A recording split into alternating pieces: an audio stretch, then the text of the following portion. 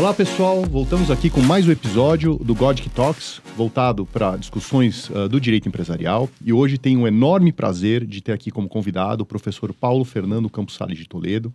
Ele é professor de Direito Comercial da Universidade de São Paulo e foi meu orientador de doutorado, então temos aqui uma proximidade. Ele foi talvez o melhor orientador que eu poderia pensar em ter, né, porque ele realmente me acompanhou muito de perto. E, logicamente, pelo lado do conhecimento jurídico, não há o que discutir, né? Ele é um profundo conhecedor do direito comercial. Ele tem uma atuação da vida inteira voltada para a antiga falência e concordata, hoje para a falência e recuperação judicial, né, nos termos da nova lei, né? Ele foi promotor de justiça antes de ser juiz e ser alçado ao Tribunal de Justiça como desembargador, com foco também em algumas questões empresariais, né? Mas a vida dele é dedicada ao direito comercial. E hoje, professor, nós vamos discutir aqui um ponto polêmico, né? Voltado aí para a interpretação da lei, se a interpretação deveria ser focada em entes empresariais ou ela deveria ser ampliada aí para entes que exercem atividade econômica, mas que não necessariamente são entes empresariais. Professor, muito bem-vindo e obrigado por aceitar o convite para gravar esse episódio. Eu que agradeço por participar da Godic Talks. É uma forma moderna e eficaz de disseminar o direito empresarial. Eu vejo com muito bons olhos uma iniciativa como essa. E é claro que eu fico feliz de estar participando dessa inovação tecnológica. Muito bom, professor. Obrigado, viu? Bom, professor, a linha mestra da nossa conversa de hoje é justamente essa dualidade de interpretação, né? Primeiro que a lei de falência e recuperação, ou de recuperação e falência, ela é focada essencialmente num tipo de ente econômico, certo? Né? E como que isso se espelha no procedimento de recuperação, no procedimento falimentar? Quer dizer, a lei de falência ela deveria ser utilizada para qual tipo de ente econômico? Me parece que essa é uma das grandes falhas da nossa lei. Uhum. Tá? Porque ela se dirige exclusivamente às sociedades empresárias. Uhum. E acontece que as crises econômicas e financeiras não atingem apenas as sociedades empresárias. Outros entes jurídicos também são atingidos pelas crises. E para estes, a lei não dá uma solução boa, eficaz, atualizada. Tá? Por exemplo, no Código de Processo Civil, ainda há toda uma disciplina absurda, inacreditavelmente ainda existente, a que se dá o nome de insolvência civil. Ou seja, não se pensa nem um pouco em recuperar aquela atividade. E aí fala-se em atividade não empresarial. Tá? Não se pensa nisso, apenas é um modo de liquidação das sociedades, das associações ou fundações ou outros entes em crise. Ou seja, liquidar, mas não tentar promover um aumento da vida econômica daquelas empresas, né? E não apenas promover uma sobrevida, mas promover também uma reinserção no mercado. Perfeito. Em condições de competitibilidade. Tá? Por exemplo, ela consegue enxugar o quadro de funcionários, ela vende ativos que ela não use, algo assim, né? Certo. A lei dá uma série de exemplos, mas apenas exemplos. Os meios são aplicáveis variando de caso para caso. Há na lei um dispositivo que traz todo um elenco, mas apenas a título exemplificativo. O caso concreto é que dirá qual a melhor solução para aquela empresa. Claro. Tá? E o problema é que, se a gente olhar a letra seca da lei, por exemplo, uma universidade que muitas vezes tem aquela estrutura e uma classificação de um ente sem fins lucrativos, né? Tem 50, 100 mil, 150 mil alunos, tem 30, 40 mil funcionários, né? Ela não paga todos os impostos que um ente empresarial normalmente paga, mas paga impostos também, né? Ela tem uma função social de educar as pessoas, né? E, no fim, às vezes, se a gente olhar a letra seca da lei, né, um ente como uma universidade estaria, em tese, excluído da recuperação, não é isso? Em tese. Em tese, pela letra da lei, pela letra expressa da lei. Tá? E, ora, isso nos deixa sem uma alternativa válida. E eu penso que, se nós formos um pouco mais a fundo, eu citaria algumas diferenças entre uma sociedade e as associações ou fundações. Mas essas diferenças que eu vou enunciar não explicam a opção da lei. Ok. Tá? Então, vamos ver exatamente quais são as diferenças. Primeiro, nós falaríamos da finalidade. A finalidade da sociedade empresária é lucrativa, essencialmente lucrativa. Essa mas é uma finalidade econômica, mas lucrativa, ou seja, distribuição de dividendos aos sócios ou investidores. Tá? Isso é muito claro e esse é o objetivo visado. Se não se obtiver lucros, não há como prosseguir na atividade empresarial. Mas o que ocorre nas associações ou fundações? Não há essa finalidade. Tá? De poder distribuir o resultado, né? Exato. Tá? E talvez a gente parta aí de um equívoco, me permita dizer esse nome, é um termo forte, mas de um equívoco do Código Civil. O Código Civil, ao tratar de associações, fala que as associações são união de pessoas que se organizam para fins não econômicos. Como assim fins não econômicos? Pois é. É claro que os fins também são econômicos. Se não houver economicidade, a associação ou a fundação não fica de pé, não prossegue. Tá? Claro. Mas há uma diferença, e uma diferença que você acaba de falar. Tá? No caso das sociedades empresárias, esses resultados positivos são distribuídos entre os sócios. Tá? E a lei tem toda a lei das sociedades anônimas, por exemplo, tem toda uma série de disposições referentes à distribuição. Extremamente detalhadas, né? Extremamente detalhadas. Claro. Tá? E a lei no Código Civil, nesse ponto, talvez nem tanto, mas a lei das sociedades anônimas é ótima quanto a esse tema. Perfeito. Agora, professor, por que existe essa dualidade, né? Quer dizer, será que o fato de poder ou não distribuir lucro, será que deveria ser aquilo que vai determinar, por exemplo, a possibilidade dela poder pedir recuperação? Será que a gente não deveria ter um regime único para tudo isso? Eu acho, meu entendimento firme é que sim. Tá? Justifica-se plenamente. Tá? E, assim como eu falei de um equívoco, eu vou falar de um outro equívoco. Onde que está a causa disso? Dessa norma que está na nossa lei, estava na lei de 1945, estava nas leis anteriores e estava no Código Comercial. Tá? O Código Comercial, seguindo a influência francesa, tá? Fez uma distinção muito específica. Ele se dirigia aos, então se falava, comerciantes. Tá? Ora, então excluía todos os não comerciantes. Tá? Então, e havia toda uma série de discussões a respeito do que seriam atos de comércio, por exemplo.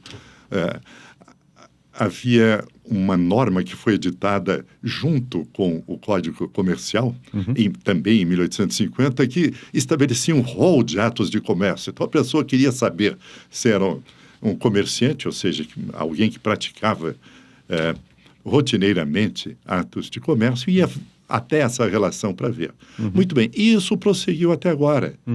Tá? Esse enfoque no comerciante prosseguiu até agora. Que hoje a gente chama de empresário, né? Mas Exato. É um contínuo, né? Exato. E antes de chamar de comerciante, chamava de mercante, ou coisa que eu vale. Né?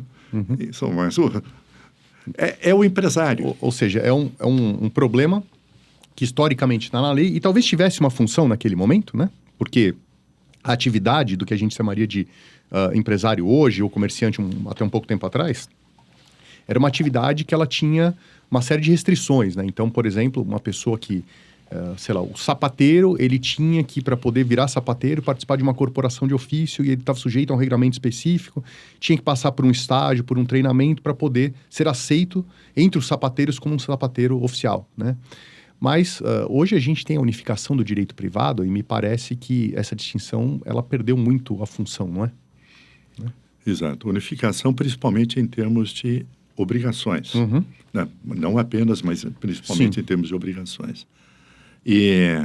Ou seja, não se justifica mesmo sistematicamente, em termos atuais, esta divisão e essa restrição às sociedades empresárias.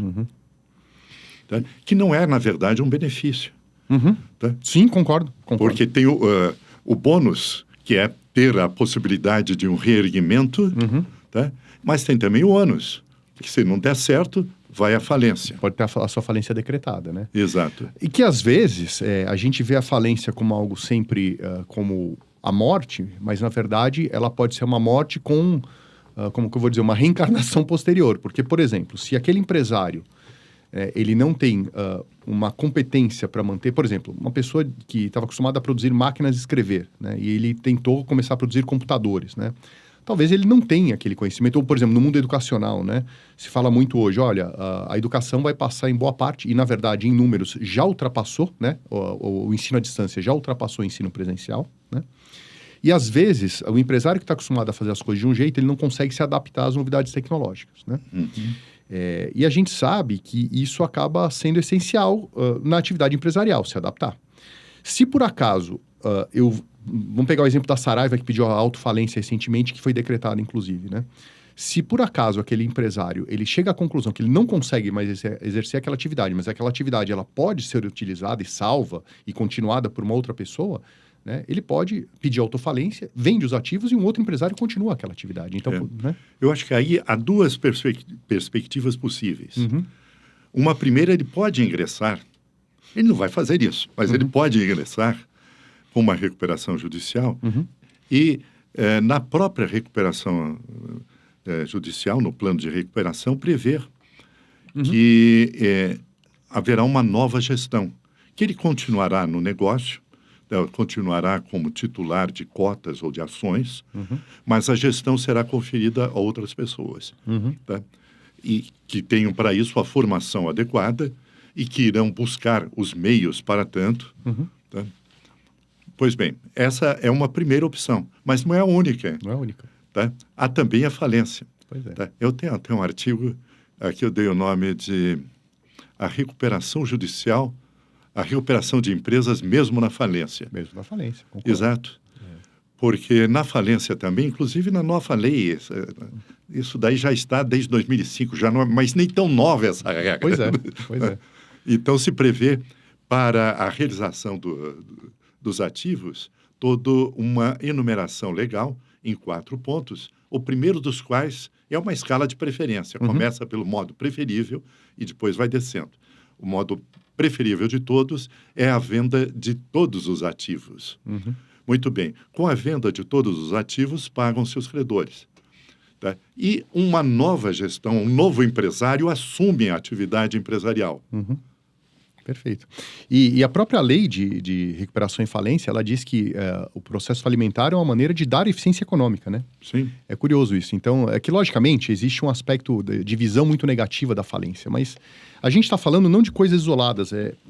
A gente tem toda uma linha e que o processo de falência e recuperação um continua o outro, na verdade, né? Ou seja, são soluções para tentar justamente preservar, no máximo, a atividade empresarial. Não é dar fim à atividade, é para preservar essa atividade, né? Certo? Bom, professor, será que, além dessas questões históricas, né, isso desagou numa questão societária, né, que hoje a gente ainda tem uma dicotomia aí entre atividade empresária e não empresária? Por exemplo, o artigo 966 do Código Civil tenta definir o que é atividade empresária, né? Será que hoje isso, que acaba se refletindo na lei de falência e recuperação, será que isso não atrapalha também um pouco? Será que o próprio direito societário não precisaria ser mais modernizado, ou, se não quiser dizer modernizado, para não dizer que seja desatualizado ou antiquado, mas não precisa ser adequado a uma nova realidade econômica, né? De falar, olha, né, até porque a própria definição de sociedade simples eu acho ela bastante confusa, né? Ou de atividade não empresária. Assim, às vezes fala, mas um hospital não é, escritório de advocacia não é, né? Será que a gente talvez não pudesse tentar atualizar isso para criar um regime único para todo mundo? Né? Me parece que sim, é sempre possível uma atualização e um aprimoramento. Tá? Agora, na matéria específica, nessa objeto da nossa conversa de hoje, o direito societário é o menos culpado. Concordo. Tá? O direito societário, fala-se em sociedade empresária, o direito societário dá a definição de direito de sociedade empresária. O que é sociedade empresária? Tá? Então, é claro, se ele falasse de um outro modo, se dispusesse de uma outra maneira, não fizesse as restrições que faz, as especificações que faz, tudo seria mais fácil. Mas não é ele o culpado. Não é ele o culpado. Mas assim, se a gente passa por uma alteração da jurisprudência, porque a lei de recuperação e falência, a letra seca fala que pode usufruir da recuperação ou está sujeito à falência o ente empresário, né? Mas aí vem a jurisprudência e fala, olha, em alguns casos, mesmo não sendo ente empresário, eu vou aceitar a recuperação. E não está claro para mim se aquele ente não empresário também estaria sujeito à falência, por exemplo, né?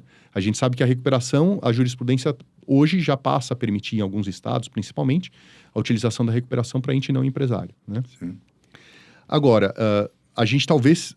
eu sei que o direito societário não é o culpado, mas talvez essa alteração, essa visão da jurisprudência, ela acabe forçando, né, uma atualização da própria lei sob viés societário, né?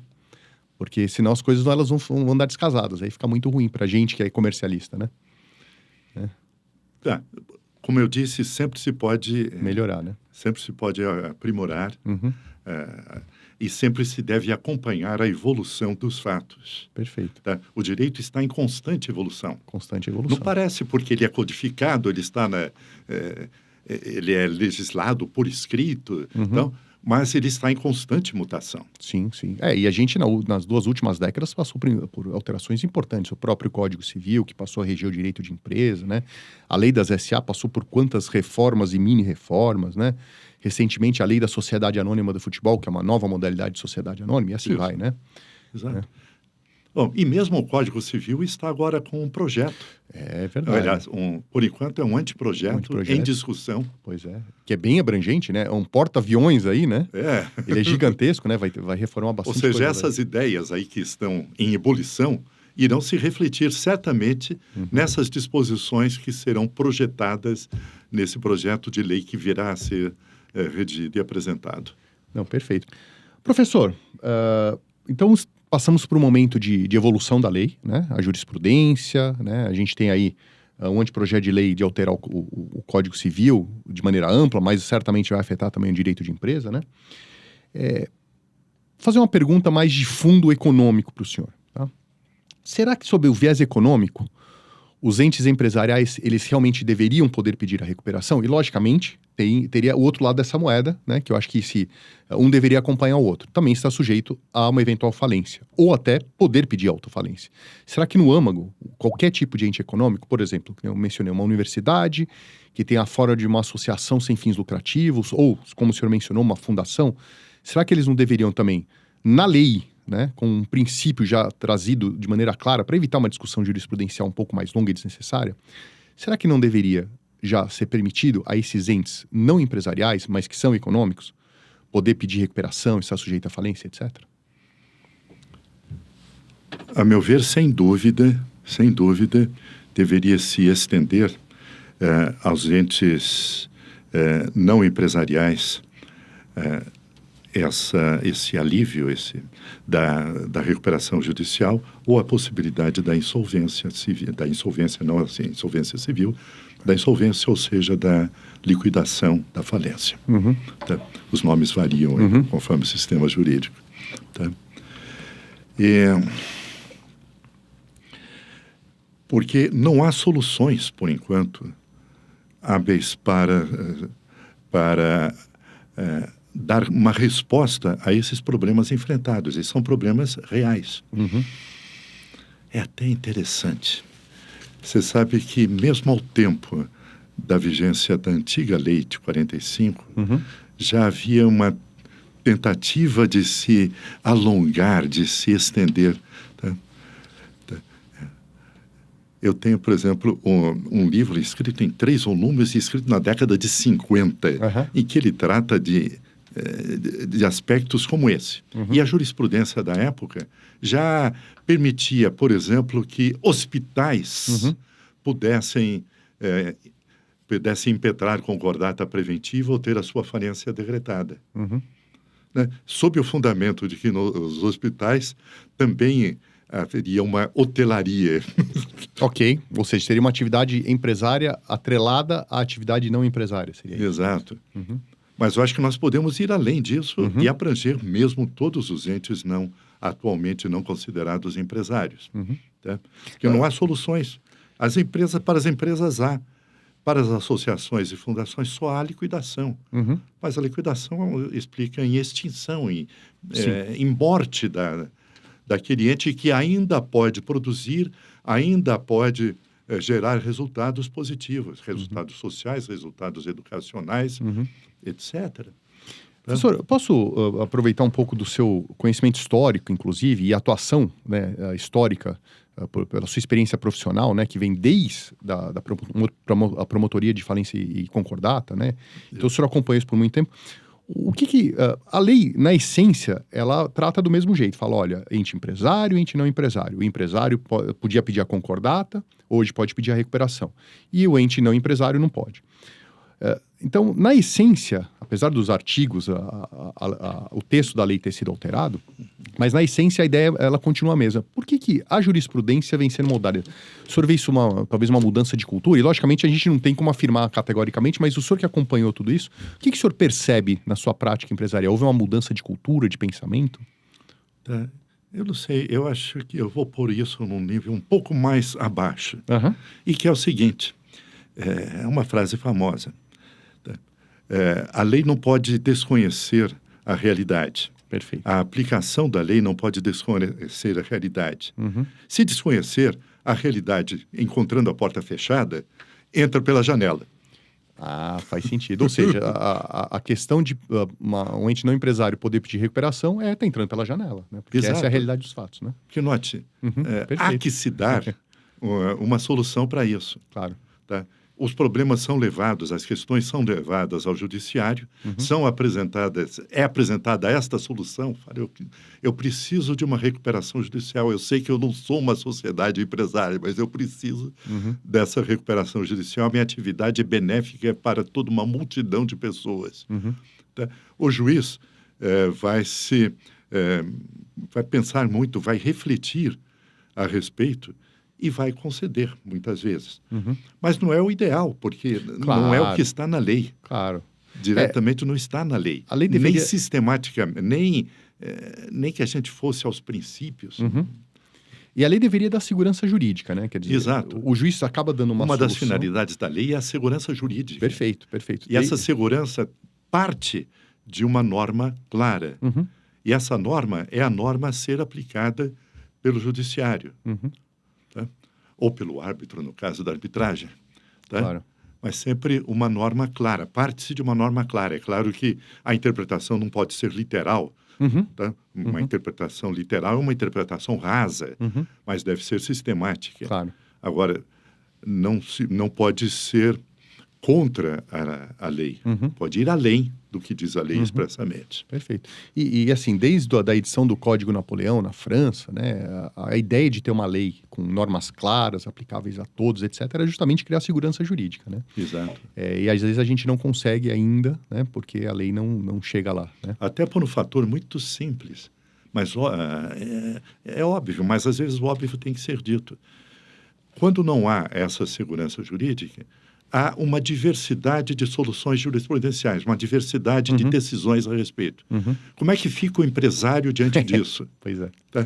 Como é que fica o empresário estrangeiro diante disso que quer investir no Brasil e não sabe como será aplicada aquela norma que aparentemente é clara, porque há interpretações divergentes na jurisprudência.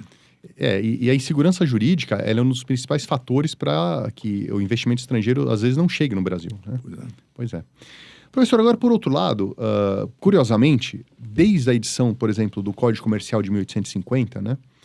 E a gente tem aí algumas atividades que são consideradas, na época, atividades de comerciantes ou comerciais, né? Como, por exemplo, o transporte, o seguro, né? Atividade bancária. Sim. Mas, curiosamente, não existe hoje uma possibilidade de uma instituição financeira regulada pela Lei 4595 ela pedir a recuperação. Então, e é isso que é curioso. Em alguns entes não empresariais, mas que exerçam atividade econômica, a gente está estendendo.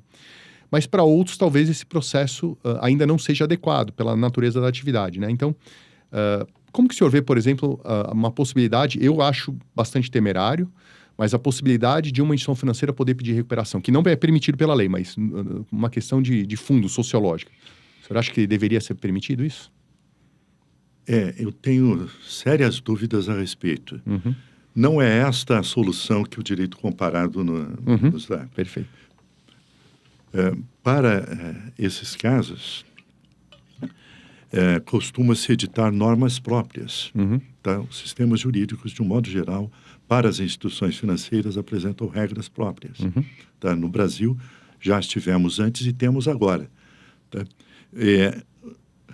O problema é que essa lei, a Lei 6.024, tá? No dia seguinte ao momento que foi editada, já começou a gerar discussões.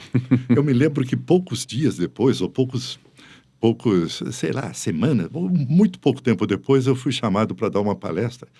Isso em 1830, Tá certo, no professor. Banco Central. Uhum. Né? E já se falava muito em crises e alteração da lei. Uhum. Tá? E essa alteração não veio até hoje. Houve novas leis, tá? Umas 2 ou 3 novas leis. Por exemplo, o regime do Raet, né? Que é o do Raet, por exemplo. Tá? Então, que veio até um certo ponto contornar o problema, ou alterar, ou modificar. Mas o ideal seria que a própria lei fosse modificada e modernizada. Uhum. Tá? Mas uma lei própria. Uma lei própria porque as decorrências de uma quebra de uma instituição financeira atinge um nível mais amplo do que de uma empresa, mesmo de uma empresa de grande porte. Perfeito. Então, isto justifica, em termos econômicos, que haja para as instituições financeiras uma regra própria. Mas que essas regras sejam atualizadas. Claro. É aquilo que no mercado financeiro, né, a regulamentação, ela fala que é o chamado risco sistêmico, né? Exatamente, o risco sistêmico. Pois é. Tá? E o risco sistêmico é próprio, não sei se chega a ser específico, mas é próprio das crises das instituições financeiras. Ele é intrínseco, não existe uma crise de instituição financeira sem ter uma possibilidade de risco sistêmico, né? Exatamente. Eles andam de mãos dadas, né? Exato. Esse risco será maior ou menor conforme o porte, conforme o tamanho da queda. Perfeito, perfeito. E, professor, voltando à linha mestra da nossa conversa hoje, né, a possibilidade de um ente não empresário pedir recuperação, etc. Como que a jurisprudência vem tratando? Queria que o senhor entrasse um pouco mais em detalhes sobre isso, né? Que eu sei que o senhor vem acompanhando, o senhor escreve, o senhor dá parecer, né? Como que a jurisprudência vem tratando? Quais são os requisitos para dizer, olha, para um ente não empresário pedir recuperação, eu tenho que observar tais e tais fatores, né? Como que o senhor pode elencar alguns aspectos importantes para o ouvinte, por exemplo, um ouvinte que não está tão acostumado, fala, poxa, aqui tem um ente que é um hospital. Já me disseram que, por exemplo, igrejas evangélicas no sul do país estão pedindo recuperação judicial, né? Será que é o caso de eu tentar pedir a recuperação para esse caso específico, né? O que o senhor sugeriria? O que o senhor vê que a jurisprudência vem criando de requisitos aí? Até por força da insegurança jurídica que é e da divergência ainda existente a respeito, é sempre um risco maior que se corre ao ingressar com um pedido desse sentido. Não há regras claras que definem quais as exigências para que se aceite um pedido de recuperação judicial de ou extrajudicial, se for o caso, de um ente não empresário, não qualificado atualmente como empresário. Aliás, o senhor falou uma coisa bem importante, a recuperação extrajudicial, que é pouco utilizada, ela sofre do mesmo problema, só para deixar claro para o ouvinte que a questão acaba sendo a mesma, né, professor? Exato, porque em termos de pressupostos subjetivos, é um pouco de juridiqueza, mas... Não, mas perfeito, é isso mesmo. É que quase não se usa a recuperação extrajudicial. Estatisticamente, ela é insignificante no Brasil, né? Extrajudicial. Agora, Atualmente, com a reforma de 2020, já se tornou Um pouco mais comum, ou talvez um pouco mais comum, a recuperação extrajudicial. Estou trabalhando em 2 casos no escritório, professor. Então, eu vejo que, estatisticamente, para a gente, realmente, são 2 casos só. Mas antes, assim, a gente tinha visto 150, 200 casos no total, em mais de 15 anos da lei, né? E agora parece que as coisas estão começando a aquecer nesse mercado, né? Então, eu vejo que, pela nossa experiência, realmente está aquecendo esse mercado, né? Mas a reforma trouxe algumas correções de rumo a respeito. E com isso possibilitou que umas tantas recuperações extrajudiciais fossem impetradas. Perfeito. Mas, voltando à pergunta, professor, o que o senhor sugeriria para um profissional que falou, poxa, será que é o caso de eu pedir a recuperação judicial ou até usufruir dos benefícios da recuperação extrajudicial com esse ente que não é empresário? O que o senhor sugeriria? Qual tipo de análise que ele poderia fazer para dizer, olha, número 1, número 2, número 3, o que o senhor sugeriria? Ele tem que demonstrar a situação dele, tem que demonstrar a possibilidade de superação da crise por esse meio, desde que ele tenha a possibilidade de ingressar em juízo com uma recuperação, com os benefícios que a recuperação geral acarreta ou proporciona, a começar pelo stay period, pela suspensão das execuções e ações contra ele. O prazo para a empresa conseguir respirar um pouquinho aí, né? Exato. Sem ter uma penhora lá, né? Exato. Então, é demonstrar bem esta situação existente e as possibilidades que a recuperação judicial traria. Tá? E dizer por que outros sistemas não servem. E isso é a parte mais fácil, porque o outro sistema seria a liquidação. Pois é, ou seja, na recuperação ele basicamente é inexistente para o ente não empresário, né? É interessante. O senhor vê que haveria uma necessidade, por exemplo, de explicar, talvez de uma maneira um pouco mais robusta do que no caso tradicional, porque uma sociedade empresária, ela tem os atos registrados na junta, se mostra aquele prazo que a lei exige para poder impetrar com pedido de recuperação e tal, mas será que eu deveria reforçar um pouco mais a demonstração de que no âmago ela é uma atividade econômica que merece a recuperação, não obstante a sociedade não ser empresária? Sim, mas eu acho que isso condiz com o que eu falei, no sentido de uma demonstração dos fundamentos do pedido de recuperação. Perfeito. Por que é pedida a recuperação? Mas demonstrar em termos claros, objetivos e econômicos. Sem palavras vagas. Isso, perfeito. Sem palavras vagas. Mostrar por A mais B por que ela, apesar de societariamente não ser empresário, né, ele exerce uma atividade que se aproxima muito a isso. E ela exerce uma atividade que se aproxima. Ela depende de resultados positivos. Se ela não gerar resultados positivos, ela não terá como continuar operando. Se ela não continuar operando, ela tem uns tantos, às vezes milhares de empregos que serão prejudicados. Perfeito. Se for uma instituição de ensino, por exemplo, terá milhares de alunos que serão prejudicados. Como que esses alunos irão continuar o curso normal que estavam seguindo? Outras instituições irão recebê-los.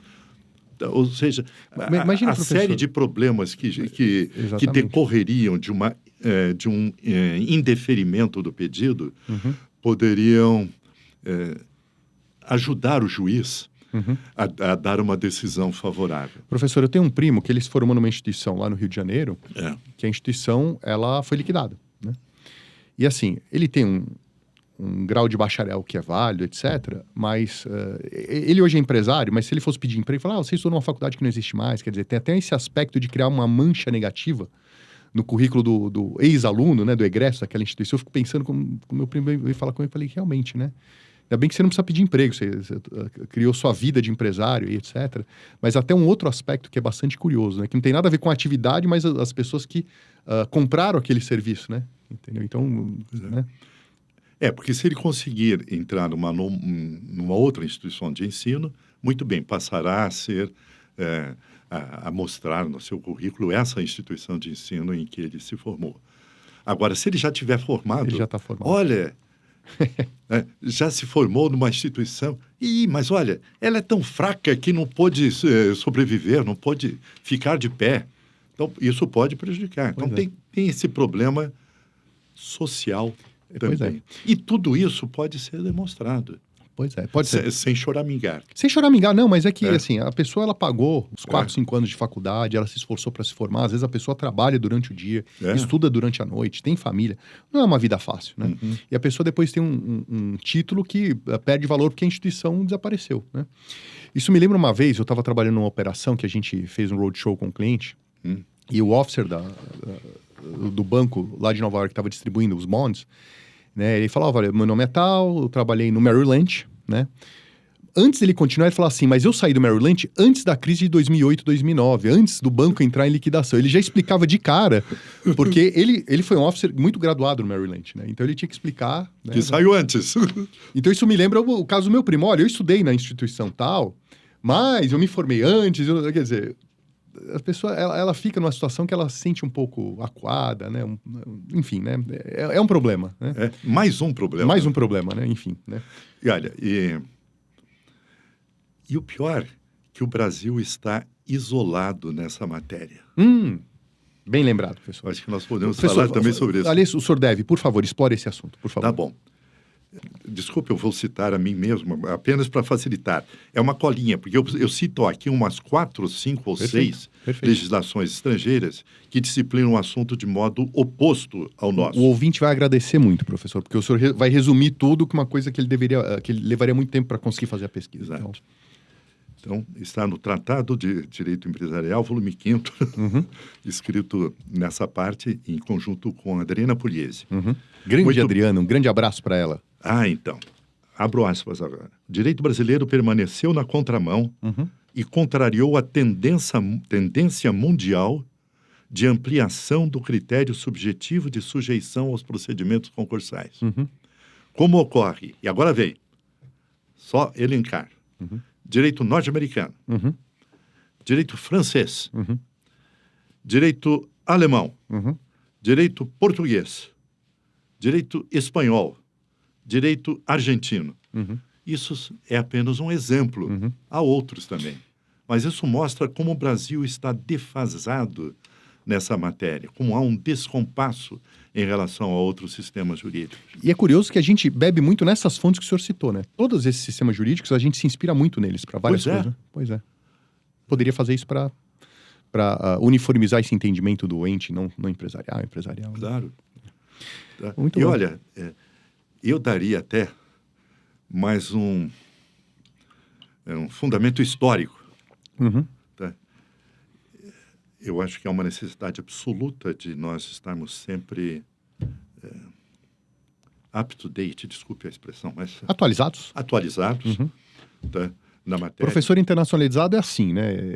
Up-to-date e tal. É isso aí, professor. É essencial que a gente esteja a par do que acontece nos outros, no caso do direito, nos outros sistemas jurídicos. Mas é preciso também que a gente busque na história os fundamentos. Por exemplo, eu fui falar do Código Comercial do Império. Tá? E eu vou falar agora de um outro diploma. Esse não chegou a ser um diploma, não chegou a ser editado. Mas, por volta, acho que dos anos 10 do século passado, um eminente comercialista inglês de Souza tá, elaborou um projeto de código comercial em que ele unificava as obrigações civis e mercantis. Muito bem. O que dizia o artigo 1º desse projeto de código comercial? Herculano Marcos Inglês de Souza, artigo... Não, é o primeiro referente à falência. A falência, ok. Tá? Título 1º, da natureza e efeitos da falência. Capítulo 1º, da declaração de falência. Artigo 1433. Olha que era um diploma de fôlego, hein? Poxa, 1400... Isso chega para começar o capítulo de falência, né? Exato. O devedor, note, o devedor, simplesmente devedor, que sem relevante razão de direito deixa de pagar no vencimento obrigação líquida, certa e exigível, reputa-se falido. O devedor. Não fala em empresário. Empresário nem se falava na época. Um comerciante seria. O comerciante, ou a sociedade comercial, se ele quisesse ser um pouco mais moderno. Falava o devedor. Fala só. O devedor. O devedor abrange todos os devedores, civis ou não. Olha só. Inglês de Souza foi visionário. Foi visionário. Pois é. Você vê como esse nosso atraso vem de longe, longe nessa matéria. Muito bem. Professor, para a gente encerrar o nosso episódio de hoje, eu queria a sua opinião pessoal, né? O senhor como professor de Direito Comercial de uma das principais instituições de ensino superior do Brasil, né? Com toda a sua experiência enquanto promotor de justiça, depois embargador, hoje parecerista, né? Qual que é a solução que o senhor daria, né? Se o senhor fosse o legislador, o que o senhor faria para tentar... A jurisprudência está tentando fazer isso, mas o que o senhor, enquanto um jurista de escola, o senhor proporia para a gente resolver esse problema? Isso, eu tenho uma proposta e uma ideia concreta. Mas antes, só para dizer, eu meio que cobrei o escanteio, corri para a linha de gol, cabeceei. E foi depois para dentro do gol? Não, e aí defendi. Ainda defendeu? Poxa vida. Muito bem. Por quê? Porque eu fui promotor de justiça. É verdade. Tá? E como promotor de justiça, eu fui curador de massas falidas, fui titular de uma das antigas curadorias fiscais de massas falidas, a terceira da capital. Depois atuei na segunda instância do Ministério Público. Depois fui para o primeiro Tribunal de Alçada Civil, onde basicamente era matéria empresarial que eu ligava. Tinha também outras matérias civis, mas muito matéria empresarial. Aí fui para o Tribunal de Justiça. Então, já depois da escola do primeiro Tribunal de Alçada Civil. E lá fui para a seção de Direito Privado, 7ª Câmara de Direito Privado. E lá lidava com societário, lidava com falências. Né? Então, aí me tornei professor de Direito Comercial, estudioso de Direito Comercial, estudante de Direito Comercial. Isso a gente nunca deixa de ser, né, professor? E, ao me aposentar, eu fui atuar principalmente como árbitro e como parecerista. E como árbitro, enfrento questões eminentemente empresariais. Tá? Principalmente societárias, mercado de capitais, contratos empresariais. Tá? Isso porque você falou da minha formação, então eu tive... A experiência é gigantesca, quer dizer... apenas para... Claro. Eu não sei se isso é um mérito ou não, apenas para dizer qual é a minha experiência. Não, mas a experiência, ela nos dá uma bagagem que permite contribuir de maneira positiva, né? E por isso que eu pedi para o senhor justamente dar essa sugestão, né? Tá. Bom, e qual a sugestão? É uma sugestão que já esteve no projeto de lei que redundou na reforma de 2020. Inclusive, né, professor, o senhor também participou ativamente da comissão que preparou o anteprojeto que acabou sendo analisado pelo Congresso Nacional e virou essa lei que reformou a Lei 11.101, né? Além de tudo, toda a sua experiência, o senhor participou ativamente também como membro da comissão, né? Exato. Foi nomeada uma comissão que era integrada por cerca de 20 profissionais do direito e alguns economistas também, para tratar de um anteprojeto, para elaborar um anteprojeto. Então, era um grupo de trabalho. E mais ainda, participei também, dentro desse grupo de trabalho, de um primeiro anteprojeto que foi depois discutido por outros. Aqui um dos membros desse grupo, que eram 4 professores, deu o nome de GTzinho. GTzinho. Tinha o GT e o GTzinho. O grupo de trabalho e o grupo de trabalhinho. GTzinho, gostei. Interessante. Tá? Então, eu participei também desse GTzinho. Depois acompanhei toda a tramitação. Aí foi para... teve uma série de alterações depois, foi para o projeto. Teve um relator muito atuante na Câmara dos Deputados. E desse projeto... Tá? Constou uma norma que, a meu ver, poderia trazer a solução. É claro que não é uma redação definitiva, é uma redação a ser aprimorada, sempre se pode melhorar e tal. Mas o conceito era outro. Então, ao invés de falar sociedade empresária, passava-se a falar em agente econômico. Perfeito. E agente econômico abrange também esses outros entes não empresários que exercem forçosamente atividade econômica, senão não sobrevivem. Não há uma subsistência da associação ou da fundação. Ou seja, a solução é simples, na verdade. A solução é simples. Assim como o professor Inglês de Souza falava, o devedor está sujeito à falência, em vez de falar de o comerciante, é falar o agente econômico, né? O agente econômico. É. E a definição que se dava agente econômico, repito, sempre se pode melhorar. Claro, claro. Tá? E estava no projeto, mas no finzinho é que pôs-se de lado. Era o seguinte: agente econômico é a pessoa física ou jurídica que exerça ou tenha por objeto o exercício de atividade econômica em nome próprio, independentemente de inscrição ou da natureza empresária da atividade. Olha só. Portanto, falava-se em atividade econômica, mas não apenas de atividade empresária, independentemente da natureza empresária da atividade. Perfeito. Então, uma norma simples. E isso resolvia. E uma norma como essa, se viesse a ser editada, não ocasionaria essa necessidade que tem a jurisprudência de adequar a lei à realidade. Com criatividade. A criatividade Claro. parte dos agentes econômicos, passa pelos profissionais do direito, pelos profissionais de reestruturação da área financeira. Todos apresentam o caso ao juiz e o juiz também tem que ter uma mente aberta para isso. Não é, no entanto, a solução ideal, até por força da insegurança jurídica que daí pode decorrer. Na verdade, a realidade sociológica, um fato sociológico, ele teria sido trazido para dentro da lei, né? Ou seja, ele ia entrar pela porta da frente e não pela janela, né?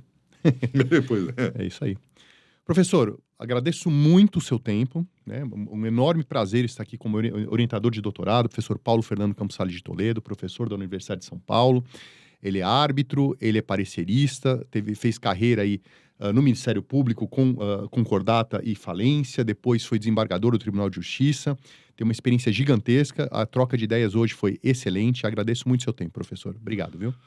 Bom, eu agradeço mais uma vez, e eu não poderia deixar de falar que foi uma grande satisfação orientar a sua tese de doutorado. Obrigado, professor. Tá? Business Judgment Rule. Isso. Você iluminou esse tema à luz da jurisprudência, em especial da jurisprudência norte-americana, mas trouxe luzes aplicáveis ao direito brasileiro. Obrigado pelas gentis palavras, professor. E espero poder contar com outros, ou contar com você para outros episódios que serão feitos no futuro aí. Estou à disposição. Obrigado, professor. Obrigado, pessoal. Até a próxima. Um grande abraço.